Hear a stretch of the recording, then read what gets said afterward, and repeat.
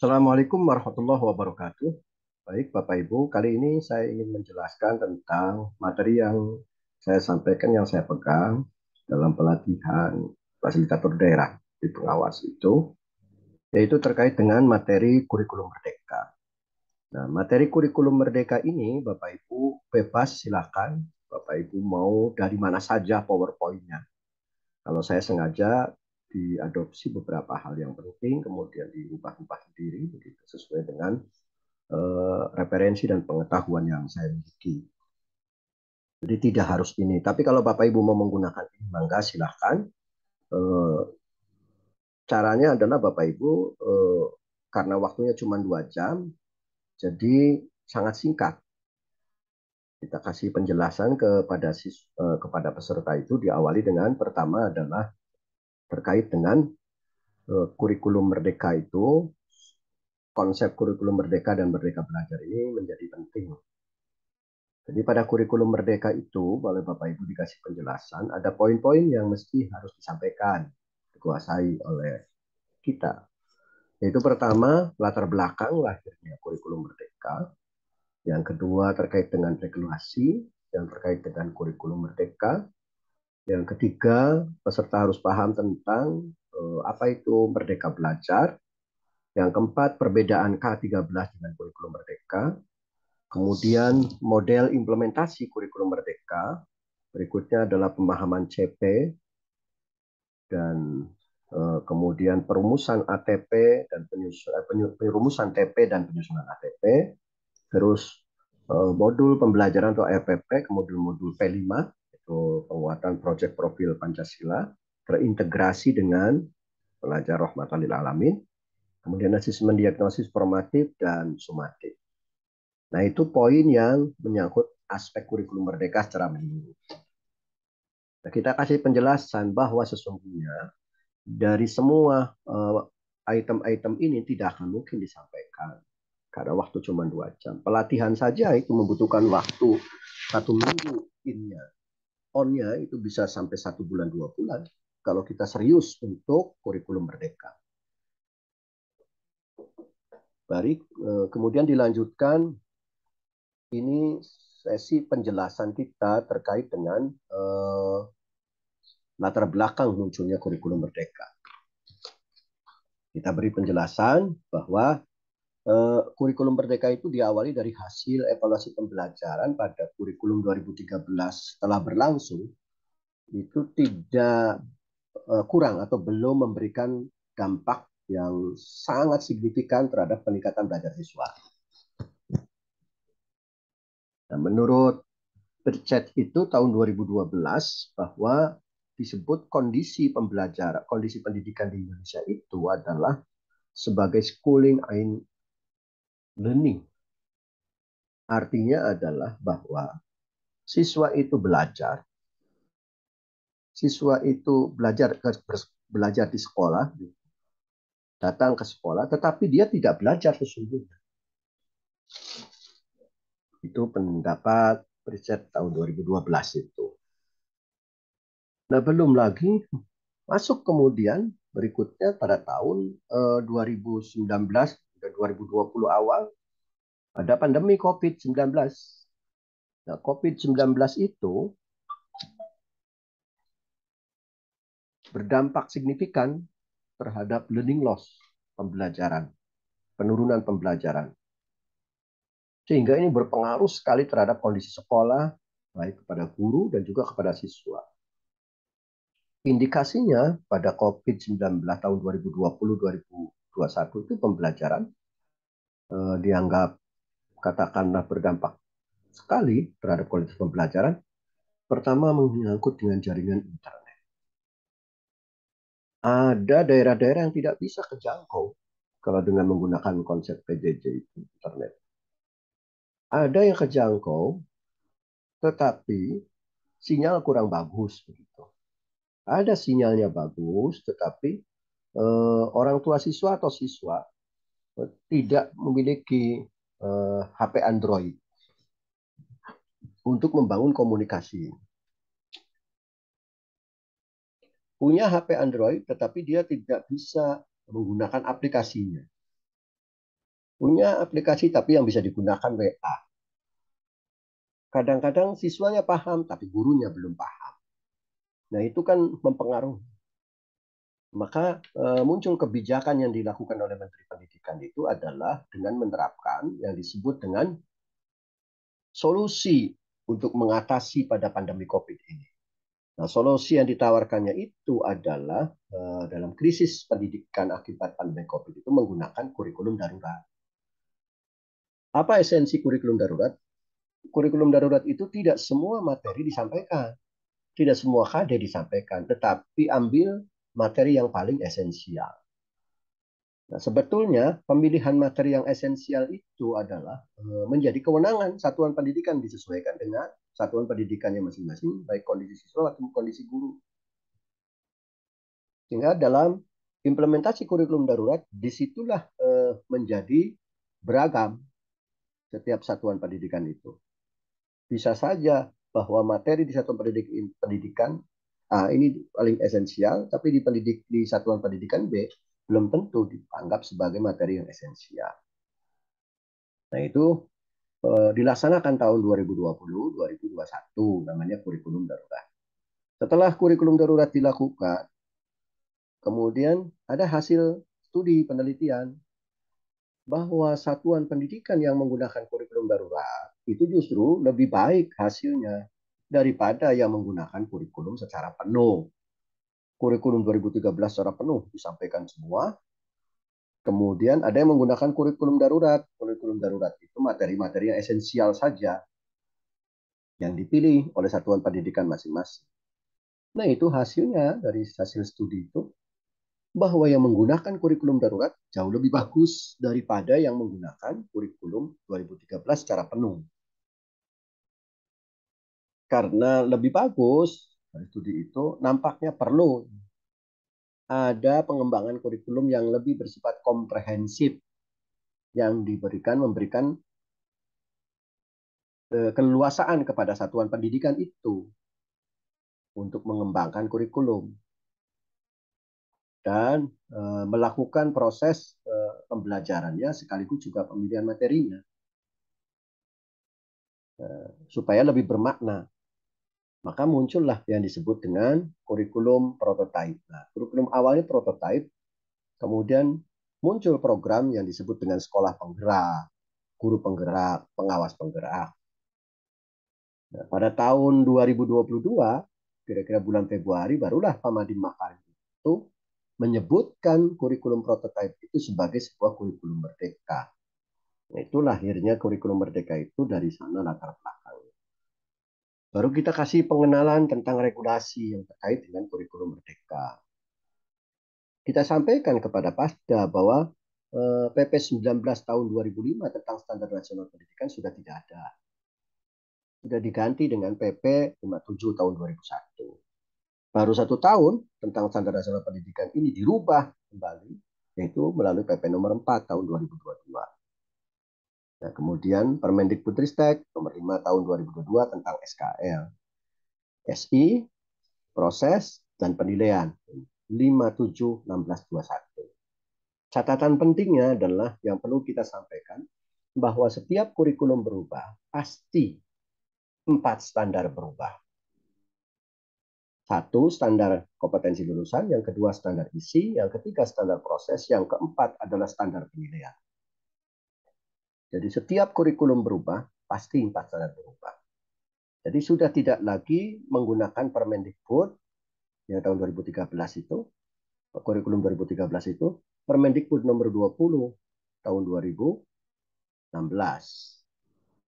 Kemudian Permendikbud nomor 21 tahun 2016, 22, 2016, 23, 2016. Urutkan 2020 itu tentang standar kompetensi lulusan, penggantinya adalah Permendikbudristek nomor 5.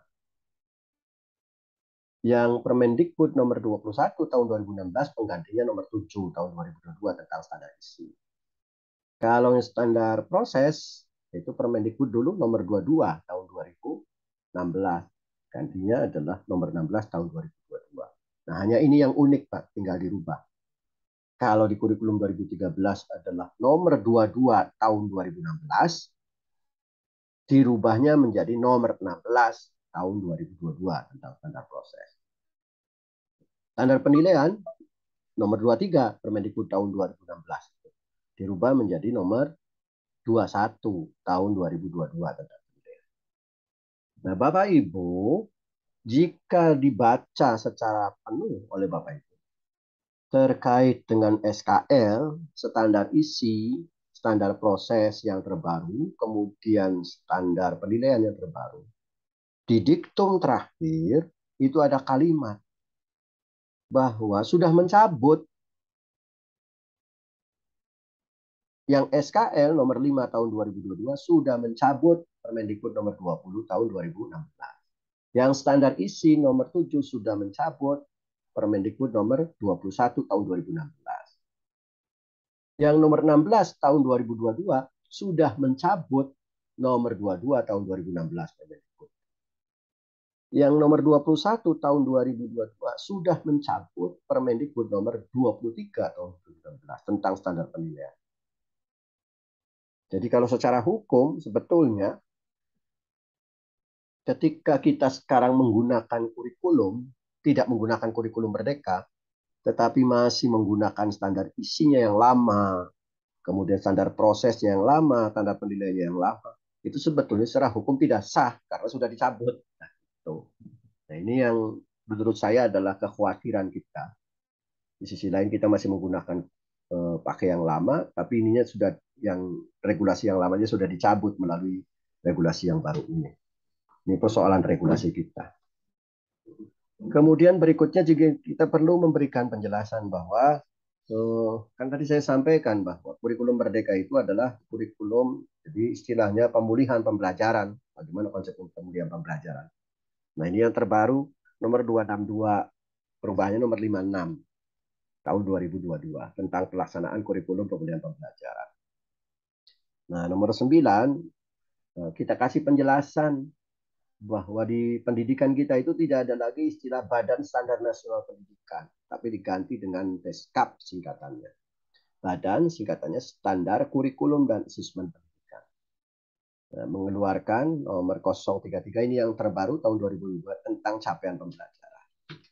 Nah, kalau Kementerian Agama itu baru mengeluarkan 2 regulasi terkait implementasi kurikulum Merdeka, yaitu 347 dan SK Dirjen nomor 3211 tahun 2022 tentang capaian pembelajaran PAI dan bahasa Arab pada madrasah. Kalau ini tentang implementasi kurikulum Merdeka. Nah, ini regulasi yang perlu kita kenalkan kepada peserta. Berikutnya secara brainstorming, kita tanyakan peserta apa makna Merdeka Belajar. 1, 2, 3 orang, ada yang menjawab, kita simpulkan. Nah, ini kesimpulannya Merdeka Belajar itu. Baru kemudian kita berikan penjelasan slide berikutnya tentang Merdeka Belajar, maknanya bahwa belajar itu bukan untuk ujian, tapi untuk mencapai tujuan dan seterusnya. Ini dijelaskan sampai tuntas. Nah, baru kemudian secara berkelompok mereka berdiskusi untuk menginventarisir perbedaan-perbedaan prinsip antara kurikulum 2013 dan kurikulum Merdeka. Kerjakan mereka sekitar 20 menit untuk diskusi, mau ditulis di kertas plano boleh, dilihat dari sudut pandang apa saja bebas kreasi mereka. Mau ditulis di kertas plano boleh, mau dibikin PowerPoint boleh, silakan. Nanti kalau bikin PowerPoint berarti ditanyakan, kalau bikin kertas plano dipresentasikan. Kira-kira 20 menit, baru kemudian kita kasih penguatan untuk membaca bahan bacaan satu. Tidak perlu kita jelaskan. Mana penguatannya? Penguatannya adalah yang terkait dengan kurikulum Merdeka itu tentang bahan bacaan satu. Sebentar.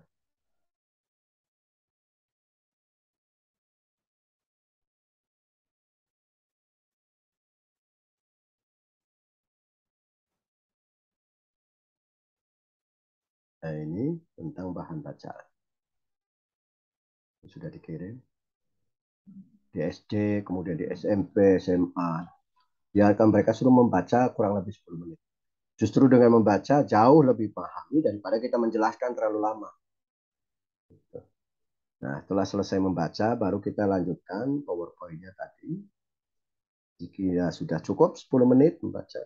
Jadi diskusi 20 menit ya, kemudian presentasi kira-kira mungkin sekitar 10 menit, membaca sekitar 10 menit. Lanjutkan ke presentasi berikutnya.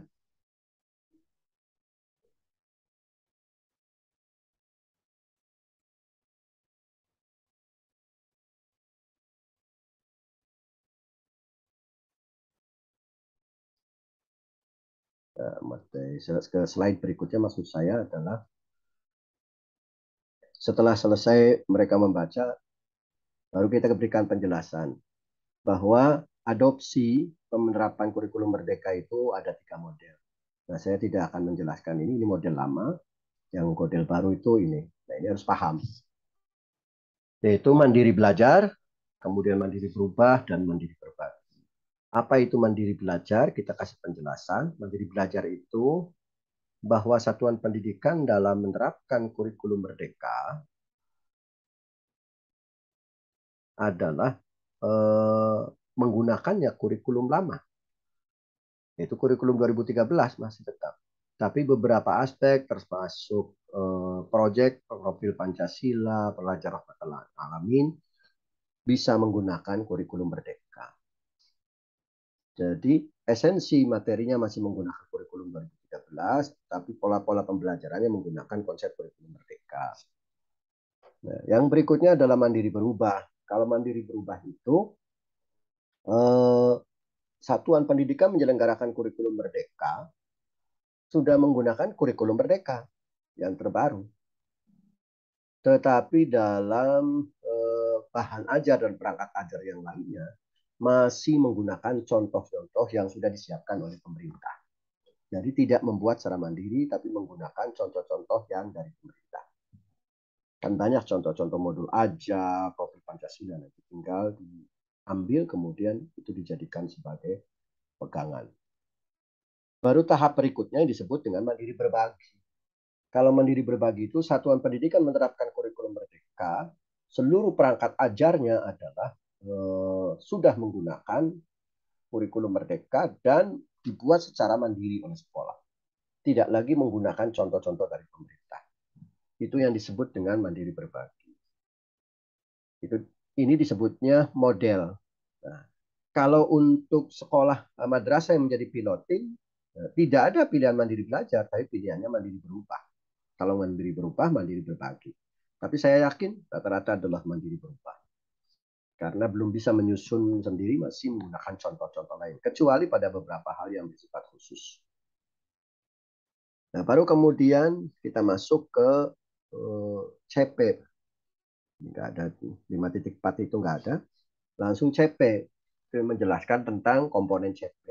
Nah, pertama, capaian pembelajaran, apa itu rasionalisasi mata pelajaran, tujuan, dan seterusnya. Tadi saya jelaskan capaian pembelajaran. Ada sedikit saja saya menjelaskan capaian pembelajaran saja, contoh. Karena kemarin juga di capaian pembelajaran banyak diskusi dengan peserta. Ada beberapa hal yang perlu kita pahami perbedaannya dengan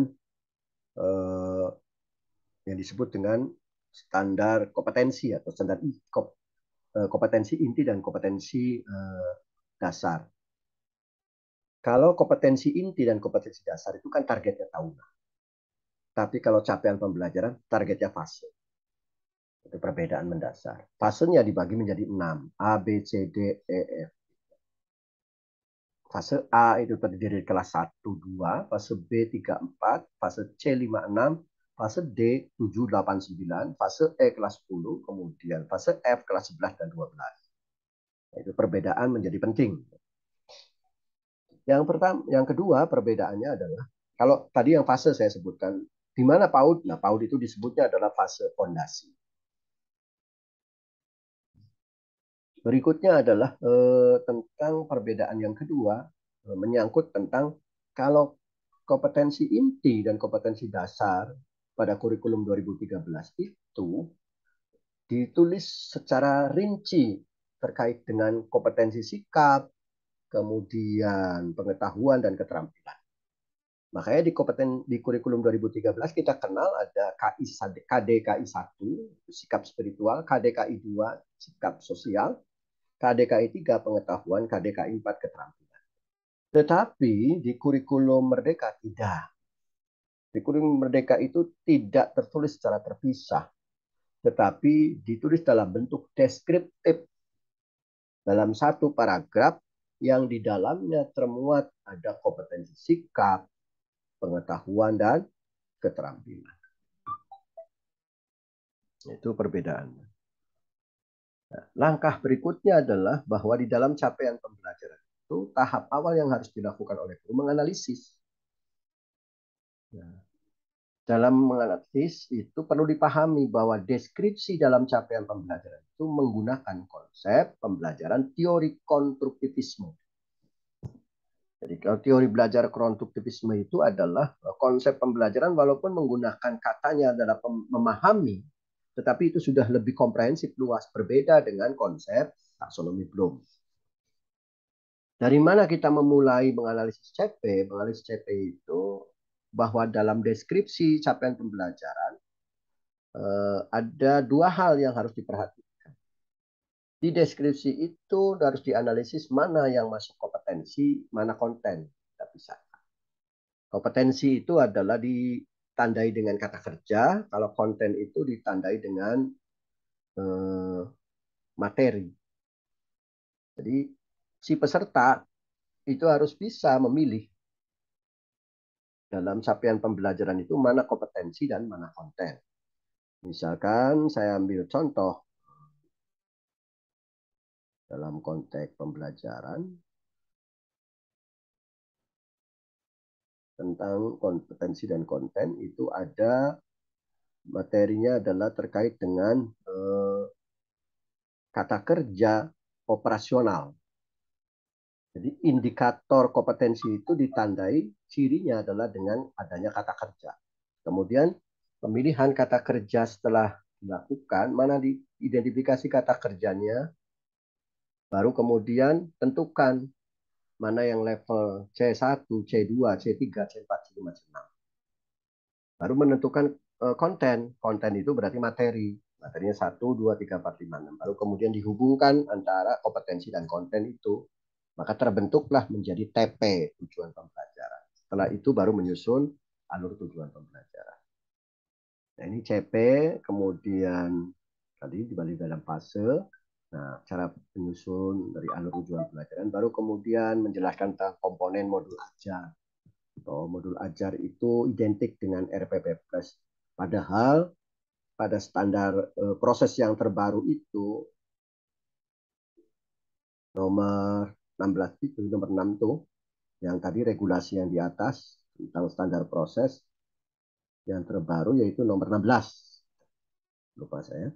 Nah, yang nomor 16 ini Bapak Ibu tidak disebutkan sebetulnya adalah tentang modul ajar, tidak ada. Yang ada adalah RPP aja, rencana pelaksanaan pembelajaran. Jadi kalau seorang guru sudah menyusun RPP, tidak perlu lagi menyusun modul ajar. Nah, modul ajar itu adalah modul mata pelajaran yang harus dibuat oleh setiap guru mata pelajaran. Gitu. Harus ada perbedaan. Komponen modul ajar itu secara garis besar ada 3. Kita kasih penjelasan. Ada informasi umum, ada kompetensi inti, dan ada lampiran. Nah, titik beratnya yang perlu kita sampaikan adalah perbedaan yang mendasarnya. Kalau kita sering sebut modul ajar itu RPP Plus, yaitu pada kegiatan inti ada yang tidak ada dalam RPP. Ini yang saya kasih warna merah, yaitu pemahaman bermakna dan pertanyaan tematik. Kemudian pada lampiran, ada yang tidak terdapat di dalam RPP dulu, yang sekarang ada, yaitu namanya glosarium. Glosarium itu istilah-istilah yang ditulis, yang belum dipahami apa. Itu modul ajar. Setiap guru wajib membuat modul ajar, guru mapel. Nah, ini baru profil pelajar Pancasila. Nah, pada profil pelajar Pancasila itu perlu disampaikan. Kalau profil pelajar Pancasila itu dibuat sebagai proyek, modul proyek, profil pelajar Pancasila. Di Kementerian Agama berarti terintegrasi. Modul, membuat modul, proyek, profil pelajar Pancasila dan rahmatan lil alamin serta terintegrasi. Nah itu. Nah, pemilihan temanya kalau Pancasila itu ada 10 tema, 8 tema, kalau Rahmatul lil Alamin ada 10 tema. Nah, kita kasih penjelasan tema-tema itu dipilihnya. Kalau profil Pancasila itu memiliki dimensi, sedangkan Rahmatul lil Alamin tidak punya dimensi. Nah, ini yang dimaksudkan tentang teaching at the right level atau ini adalah sebagai bentuk pembelajaran berdiferensiasi. Jadi disesuaikan dengan kemampuan siswa. Kita jelaskan juga tentang kurikulum operasional satuan pendidikan. Seperti apa? Kerangkanya saja. Kemudian asesmen kurikulum ada 3 model. Asesmen diagnosis, asesmen formatif, model asesmen. Nah, tetapi kemarin itu tidak sampai pada tuntas kita menjelaskan. Keburu banyak diskusi di capaian pembelajaran untuk merumuskan konten, nah, bagaimana kata kerja, level kognitif, dan seterusnya. Silakan sesuaikan saja, tentu tidak akan maksimal menjelaskan kurikulum merdeka dengan waktu 2 jam. Baru pada konsep kerangka dasar yang hal-hal yang kita temukan saja seperti sesuatu yang berbeda dengan kurikulum 2013. Pengenalan KOSP itu apa, kemudian asesmen itu apa, kenapa perlu asesmen diagnosis, begitu. Asesmen diagnosis ada berapa bentuk, kan ada non-kognitif, ada yang kognitif, untuk apa, nah itu aja yang kita jelaskan. Itu kira-kira sekedar memberikan pengantar untuk penguatan ketika saya sharing, ketika saya menyampaikan materi yang terkait dengan kurikulum merdeka. Untuk sharing buat kita semua sebagai pengawas dalam rangka peningkatan kompetensi sekaligus juga untuk menyampaikan di komunitas maupun di Pasda, kelompok Pasda. Terima kasih. Jangan lupa subscribe-nya. Akhirul kalam. Assalamualaikum warahmatullahi wabarakatuh.